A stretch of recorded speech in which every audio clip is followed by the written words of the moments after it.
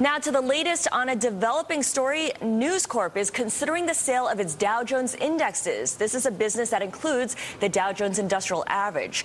The Wall Street Journal was the first to report the possible sale and says the unit may fetch $700 million. John Ehrlichman is over at our markets desk with more on the possible bidders. Yeah, Scarlett, the names that came up in that original Journal story include MSCI, of course, a former unit of Morgan Stanley, and now a big name around the globe when it comes to the indexing business, specifically on the institutional side versus benchmarking for international markets, but also mentioned NYSE Euronext, McGraw-Hill, the parent, of course, of Standard & Poor's, and even our own parent, Bloomberg LP. Now, all declined to comment, but I did want to go into more detail on MSCI because that stock has been very strong this year. It's up more than 65%, outperforming the rest of the market. The company recently had its quarterly numbers, the revenue coming in better than expected, and on the conference call, Henry Fernandez, the CEO, was asked about acquisitions, that he's still interested in potentially doing some bigger deals. The caveat, Scarlett, being that when it comes to the use of cash right now, he said they still have a plan over the next 6 to 12 months to actually, unless there's a really great opportunity out there, to keep their cash on their balance sheet.